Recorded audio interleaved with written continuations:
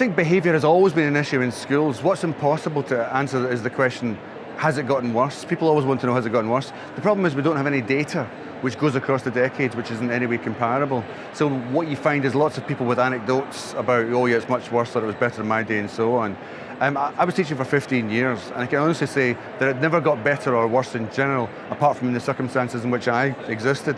But it's still an enormous issue. And we still know from too many teacher surveys that it's one of the biggest and main concerns that teachers face and address in the classroom, and also one of the biggest reasons why people leave. It's one of the biggest fears people have when they start, and it's also one of the things which is the least trained. And we're going to suggest that those two things are probably connected, that because of the lack of training in good behaviour management systems, teachers are scared of it when they shouldn't be. It should be something which they embrace.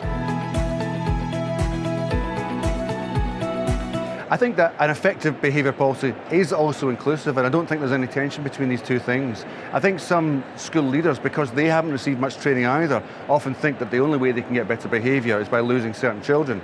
But to be honest, I think most school teachers, most head leaders, school leaders I know, bend over backwards to try to keep children in schools. I think the number of head teachers that genuinely lose children is very, very small.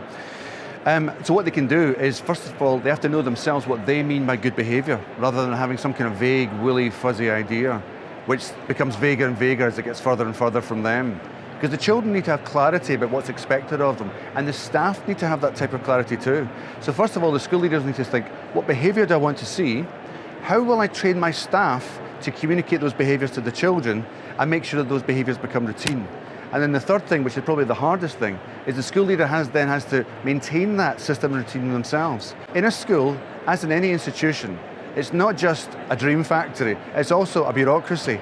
And these things need to be run and managed, and keeping the engine ticking over is part of what school leaders need to do. And that becomes inclusive because the schools then become safe, unthreatening, and places where people are treated with dignity and civility. Those are the most inclusive schools, and those are the schools where the little behaviours tend not to become bigger behaviours. And the schools manage to hang on to more children because of it.